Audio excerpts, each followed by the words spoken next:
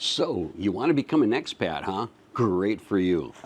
Here's some hints and tips of things to do before you actually leave your home country, and a few things that might be helpful once you do get here. Let's just go right into it, okay? Just go down and dirty quick here.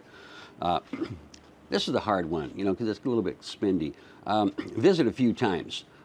You visit in different times of the year, wet season, a hot season. Just make sure that you're going to really actually like it here, because seasons change. And and then when you come here, just don't go to the tourist places or hang out, close to where all the tourists is. Look on Google Map and say, or go look for an apartment, basically, in an apartment area that you like.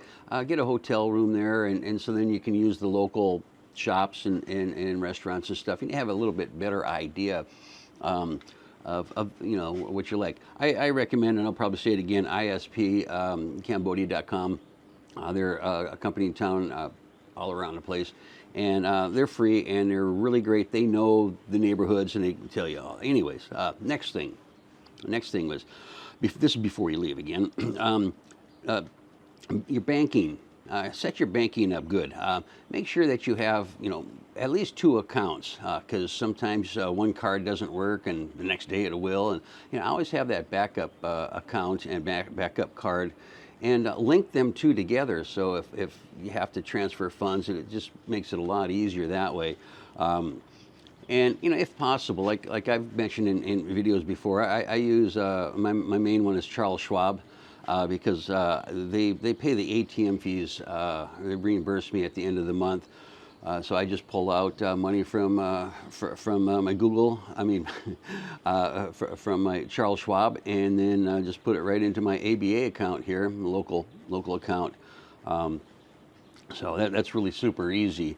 And another thing about banking is have a little exit strategy in case after 3, 4, 5 months or whatever that you don't like it here, that you be able to at least fly back home.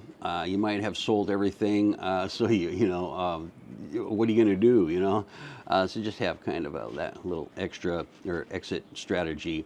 The next tip is your documents. Birth certificate, medical, passport, visas, driver's license, things like that. Get hard copies of those. Of course, your passport, you're going to already have it.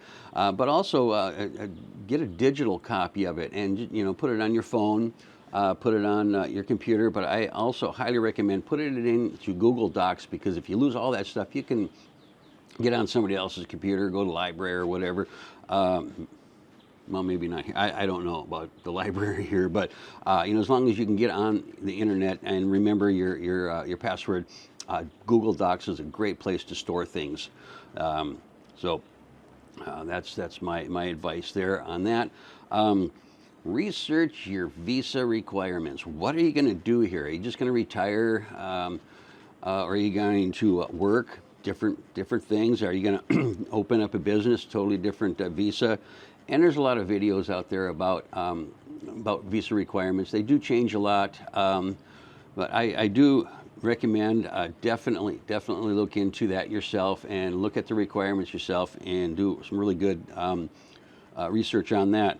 And another important thing about that is about the visa, have your passport, have a new passport. Get a brand new, so you have 10 years on that passport, because you're going to have required at least 6 months on your passport to come in here to Cambodia. Let's say you only have a year and a half on your passport left, and it's fine and dandy, and then you're going to have to get a new passport. And that's not as easy when you're here in Cambodia as it is if you're back in your home country. So I highly recommend that you have several years left on your passport. The next thing I want to talk about is set up your communication. What kind of communications are you going to need? You're going to need, a phone number, that's still in your home country. Are you going to just do everything on computer or social media? Are you going to, people that your friends and family, are you just going to talk to them on the phone, or are you going to, go through Facebook Messenger or something? Get that stuff taken care of. And two things I want to recommend. Dave from Vagabond Awake, I had linked this before. I want to link it again. He has a way of of linking like an American phone number to I think it's Google Talks or something. It'll be down there, and that way you can talk to anybody for free. And like what happens is somebody calls that American number, it's going to automatically transfer it to the Google Talks, and it's going to bring on your phone or computer, whatever. Also, I use Google Fi. I don't have it open all the time. Nice thing about Google Fi, if you need, two-factor authentication or whatever, then I turn that on because sometimes you don't get it, the author right. They're gonna authorize it to the phone number that you have, on file or whatever. So I just turn it on, and it takes about 5 minutes for you to get it, and then.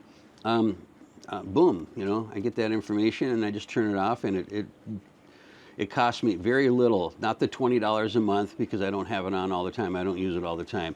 So that's kind of a nice little move around on that or whatever. Last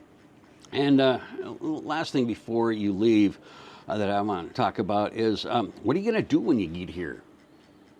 Any idea? After the first couple of months, a lot of the honeymoon wears off on it. Are you gonna have a hobby? I said this before. I highly recommend having a hobby, whatever it may be. Are you gonna be working, or are you just gonna use this as your hub? Are you gonna travel Southeast Asia? You just have a plan of what you're gonna do, because if you don't have nothing to do and you get bored, that's not good to get bored. You got to keep your mind active and all that. Now, here's a couple of things I want to talk about once you do get here. Okay, number one is don't rush things. Okay, you just changed your life. Maybe you just retired, or you're coming over here to to work or whatever, to travel. And you want to get everything set up. Right away and get going, and take your time a little bit. It's fine, especially when it comes to renting someplace. You're here, you're in a hotel or a homestay or whatever, and I got to get out of here. I want my own place, and I want to, decorate whatever. Don't rush that. Look at many places. And don't just look at them once. Look at them at a different time of the day, because you probably, if you go out like with IPS or one of the other property management places, you're probably going to be going between 8 and 5 in the afternoon. That's when people are working at school or whatever. Then go back and look at it like at 7 or 8 o'clock at night. And because you never know, there could be a lot of noise, a lot of partying, people arguing, or, if you find out that all of a sudden, oh shoot, there's a nightclub right behind here, and they're blasting out music until 2 o'clock in the morning at 100 decibels. Just kind of look at that kind of stuff, because it has happened. And also another big thing about that is your first time getting an apartment. Do not sign a 12-month lease. Okay, they're going to say, yeah, we need a 12 months. Oh, we need a 6 month. Yeah, no, they would like a 12 month, or they would like a 6 month, but it's a buyer's market or a renter's market here. So you just say, no, I want to try it for like 3 months or whatever. And the reason why I tell you is if something does come up and you absolutely got to leave, like, that nightclub that you didn't know about or whatever.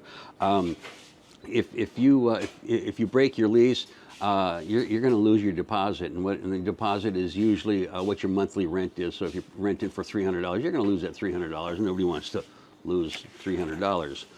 The next thing I want to talk about is shopping. What kind of shopping? Well, when you first get here, it's kind of like easy to go to the Western supermarkets, such as Anchor Market. There's 2 of them here in Cambodia, plus a mini market, Anchor Mini Mart.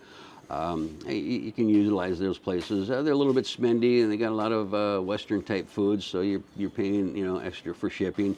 Or you're going to learn how to go to the wet markets. You can save a lot of money by going to the wet markets. Just like I made in other videos. Oh yeah, I don't know if I want to go there, but all you have to do is just wash everything really good. But It will save you a lot, and you can also, at some of the language schools here, they have like a 1-month crash course on on how to learn certain Thai words and stuff that'll help you to buy things, you know, such as learning your numbers. Bone man means like, you know, how much, and that'll go a long way, you know, when you're in the wet market buying what you need. And another thing I like to talk about is make friends, unless of course you like being a hermit. That's fine. I'm not judging, you know. I'm pretty much a reclusive person myself, but I kind of back and forth. You know, you make friends. How do you make friends? You know, there's clubs, you know, and I'm not talking about the ones on Pub Street or Soaksand Road, unless of course that's your shtick. You want to go to the nightclubs and stuff, that's fine. But I'm talking about biking clubs, art clubs, book clubs, you know, things like that. You know, there's a lot of them. Go on Facebook, Facebook, and you can, you know, type in "See 'em Reaping," and you can come up with all kinds of different clubs and things to do. And if you want to help the community, you know, there's volunteer help.